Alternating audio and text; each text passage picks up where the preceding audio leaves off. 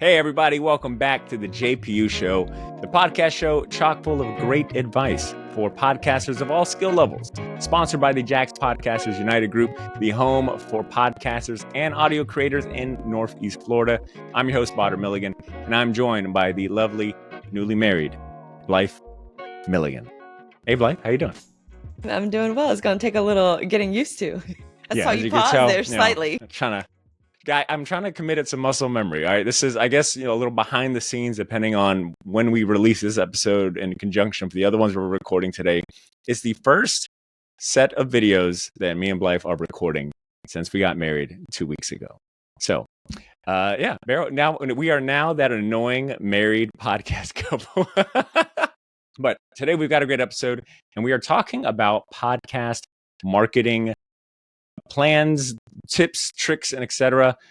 Probably could tell this is a topic that Blythe has brought forward because she's all about marketing. So we're talking about podcast marketing blueprints. Blythe, I pass it to you. What are we talking about today specifically?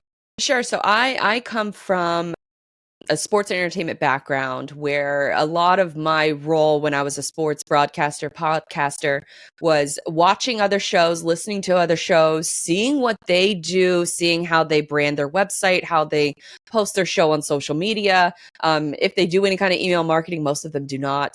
But a lot of them are just strictly like social and, just watching them from like a film perspective, be able to, look at what they do and maybe pick up some tips and tricks of what they're doing, not necessarily what they're saying, but what they're doing in online spaces and how I could sort of cherry pick what might work for my show.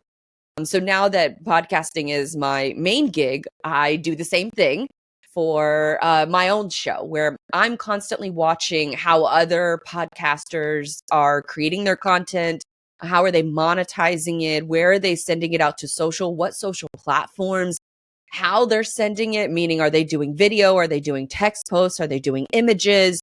What's the first line in the social media posts that they use to draw you in? What kind of titles are they using? What's the amount of words in the title that there's? So I pay attention to all of it.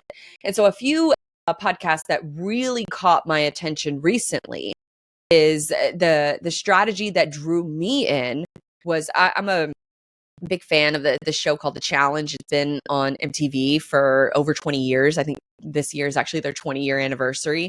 I've watched damn near all of them. And so for a lot of that content over those years, we haven't really had a lot of like video or like podcast related content up until recently. So now what we're seeing is one podcaster in particular used to be on the show a lot, and he launches a challenge related podcast, but he doesn't launch publicly. He has social media clips that go crazy viral within the challenge fandom. And so those clips go crazy viral, but his show is Patreon only. And I thought that was such a new way. I don't know of any other show off the bat that launches strictly subscriber only. Like you can't watch full episodes of his show unless you pirate it, of course. But he only puts like the juiciest clips and he puts them on his social media. And it drives all of these subscribers to his premium, like Patreon exclusive only show, to the point where that Patreon has grown so much. Now they're doing traveling live shows all across the country. And so it feeds into this model of we're only going to give you a taste and, clips that are really suited for social media. But if you want the full conversation, you got to pay to do it. And then you start to feel like you're kind of part of this club of these listeners, that you kind of have an inside knowledge from this host who was part of it. And so now you're with this other community that's kind of growing as far as the fandom is concerned. And then it opens up this other opportunity of being able to go to a live show, attend a live show, and probably pay a ticket to go to it. So I thought that was super smart. I have another example that I wanted to show, but I'll wait for you to kind of give your first thoughts on hearing all of this and the marketing strategies of podcasters that maybe you like to follow. Okay, my immediate reaction to that is like all the right pieces were there. So opportunity is the first thing that comes to mind, that he had, there was this wide opportunity to have a show like this out there. I think his celebrity factor also helps too, being that close to the show, being, a recognized name in the He has fandom. a social media following, so that too. is a big caveat. Yeah. So so I don't know if doing something that risque or just like a better term, ballsy, to do a Patreon only show would be something a regular upcoming newbie podcaster could do, unless you've got the name, star power, or recognition in whatever field that you're doing. I don't think that's the way to go. But clearly he's got, the clout, the pull to be able to do that. And then the other word that comes to mind is that community aspect of podcasting, right? Like leveraging the feeling of building out your community, whether that be like that sense of inclusivity where it's like, oh, I pay for this, I'm part of this club. The ability to, like, if you're attending this live show, well, then damn sure everyone else there is on the same level of fandom. So that's really impressive to hear. It sounds successful. It sounds like, you mentioned that it goes off on social media. I've thought about, well, let me take a step back. The only other show that I know that has done a similar model, I believe, I don't know if they still do or not, but is Talking Simpsons, which for the longest time was, I think, the biggest, maybe most popular Simpsons-based podcast show. They've been around for a long time. And I think a couple of years ago, at least when I checked, they were only on Patreon, and they would either drop a preview or maybe one free episode a month. I don't know if that model has changed any or what the situation is there, but I know that for a while they were pretty much Patreon exclusive. So as far as other podcasters and shows that have done similar marketing strategies like that, I think that's pretty unique and, very ballsy, and kudos to that.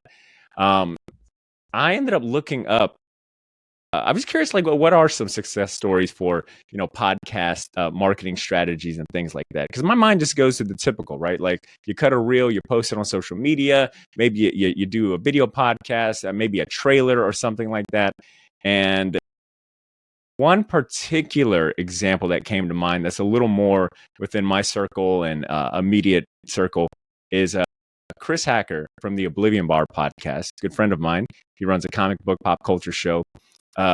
He did something for New York Comic Con last year where, leading up to the con, or I think the week of the con, he dropped one interview episode every single day. And I think it was a creator that was going to be at New York Comic Con. So it was kind of like, if you were going to the con, you could hear this interview and, maybe have something to talk with them about when you saw them at the convention. Or if you weren't going to the convention, it was kind of like a cool way to be a part of something. So obviously, being able to talk to him behind the scenes, it was a lot of work, getting all those interviews pre-recorded, edited, scheduled in time. He's also trying to promote them while being at the con. And I guess, like, just to give Chris even more credit, this year he actually took the summer off and spent a majority of the time working with an ad agency or some sort of agency that specializes in brands and things. And he completely revamped the look and feel of Oblivion Bar Pod. So they have a whole new logo. They've got artwork for every different kind of segments they do, whether it be an interview, a movie review, a general discussion. I mean, he went all out. And I think that says a lot about the care and the care that he has for the show, that he's willing to invest his real money to do these cosmetic things that maybe and we're talking audio, right? So, like, you could make an argument that, those are a lot of visual things that, maybe they don't matter to someone that just wants to listen to the show. But I do love the mindset of, like, treating it like a brand, making sure, everything, the branding is good, it looks sharp. So I'll give kudos to Chris Hacker at Oblivion Bar for doing some awesome, thinking outside of the box when it comes to, like, podcasting and marketing. What was the other example you had? The other example was this. So I love TikTok. And so for a lot of podcasters, they definitely do the whole, like, cut your clip and put it out on TikTok. Eventually, 2 weeks, 3 weeks, sometimes a month later, it makes it over to Instagram for a little dig over at the Instagram folks. But I mainly see these on TikTok, where it's these Reddit posts where you're asking, am I the asshole? Or you're telling, like, a ghost story or something like that. They will read and let me just go ahead and preface this. They will read the question that is posed. This is their podcast format. So they pick, 5 or 6 of these questions from this particular Reddit community, and they pick these questions, and then the host will discuss them afterwards. But what they do with their clips, which I think is so smart, where they will talk about they will keep that part in of them explaining the question. They'll list any updates. They'll show sort of the initial host reactions to certain parts of the conversation. So they do a really good job of giving you the gist of the conversation, and then they cut it off. And so for that immediately hooks me in. The thousands and thousands of comments that they get is what really drew me in, because I try to pay attention to what I do as a listener or as a consumer of content. And that if somebody gets me to, I try to pay attention to, if I see a new show, what gets me wrapped into it? What gets me hooked into it? What makes me become a subscriber? What makes me want to comment on their videos? And to me, that is such a brilliant way of allowing the audience to have a say in the discussion. And so for a lot of these, am I the asshole? They're reading through these and they're reading them very well. They're reading it like a story. They're adding a little bit of tonality to it, nuance to, not necessarily nuance, but inflections in their voices and things like that. They're reading it like as if they are, sort of somebody who reads audiobooks or something like that.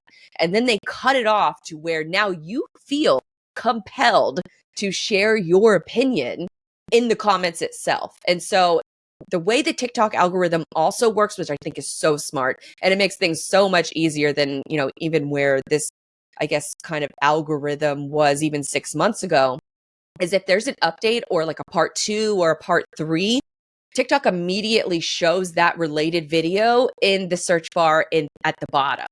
And so if you're hearing this conversation and it's, maybe a little over a minute, they're going to cut it off at that minute, have the discussion, but then you can watch the next video or the next part in that video. And then they take it a step further where they have multiple clips per episode, because remember, they're pulling like 5 different questions from during one recording. And so they have several of these clips, and then they put all of those clips into a specific playlist for that episode. I would show you sort of a screenshot of it or maybe a screen share, but I think most people can kind of, figure that out of where they're putting their clips. I mean, they have playlist options on their profile itself, and it says like episode whatever, episode 122, episode 123. They put those applicable clips inside of that folder. And so if you wanted to necessarily watch a whole episode, you could watch all of the clips in one playlist folder.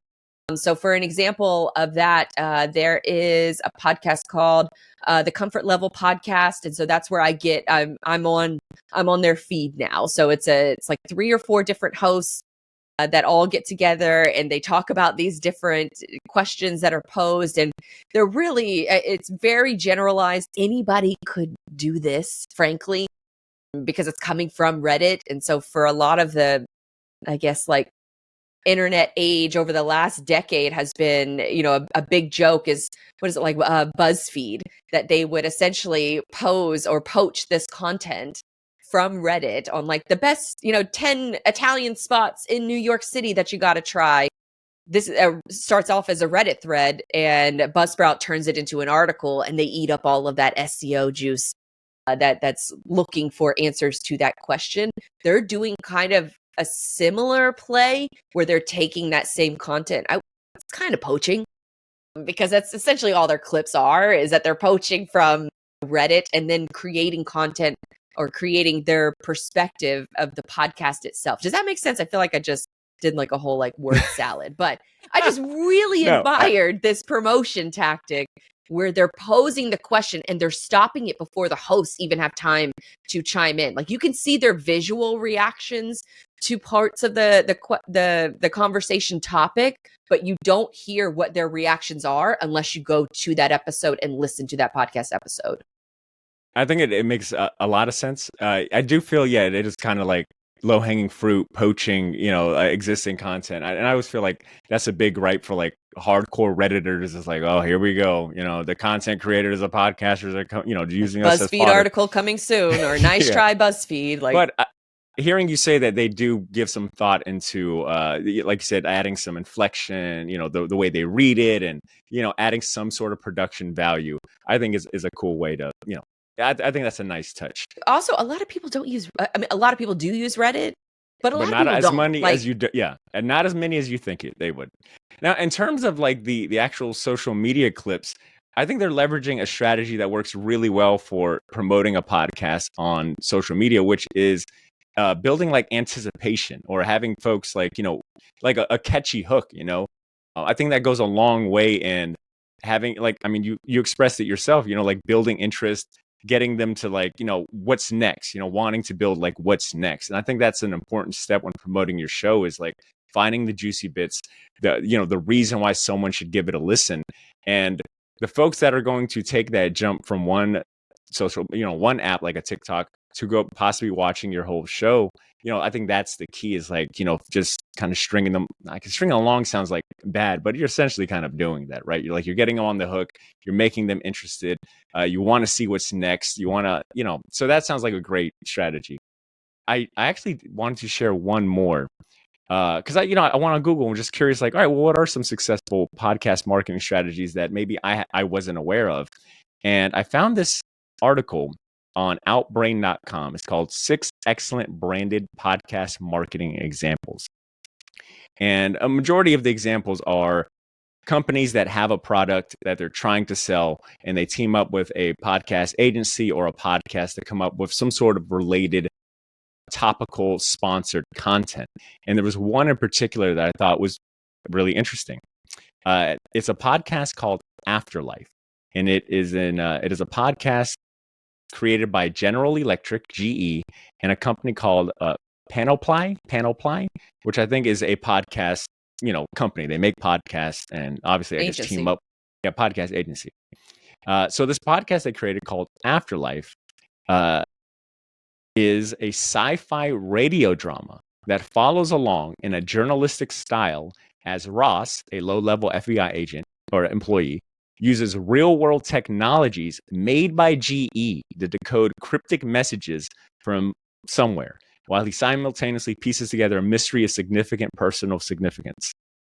I thought that was great, and there's a whole bunch of other examples of other, like Basecamp, the team content project management software, teaming up with like podcasts and figuring out featured segments, and it just got me thinking of how that might be applicable to a newbie podcaster or a journeyman podcaster that's looking to partner up with brands or other companies, is positioning your podcast as a means to get a company's message, ethos, and in this case for GE, like their literal products across. I thought that was pretty interesting ways of thinking outside of the box of just your regular ad reads or whatever promo swaps and things like that, is thinking of a marketing strategy that is applicable but also not so heavy-handed on the salesy side, like positioning your product as a I don't know, just the way they integrated that into the story of the podcast itself is pretty ingenious.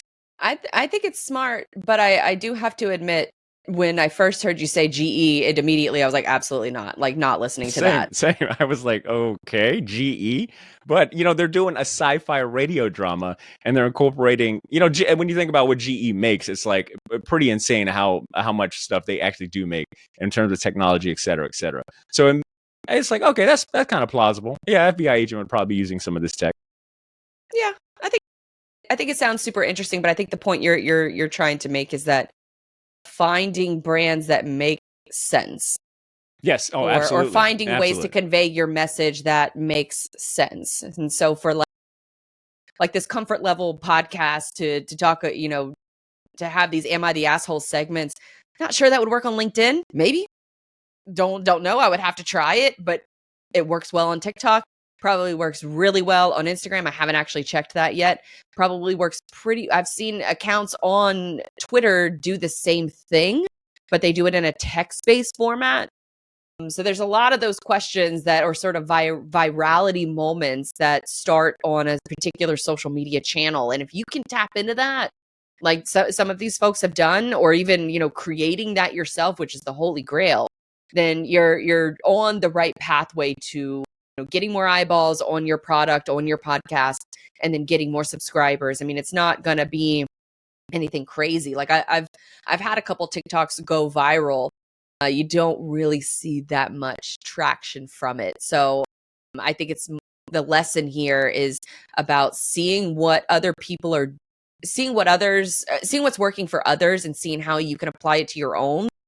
Because I haven't had anything go viral that's related to my podcast. I've had something go viral that was completely unrelated, which is not really, I guess, the point.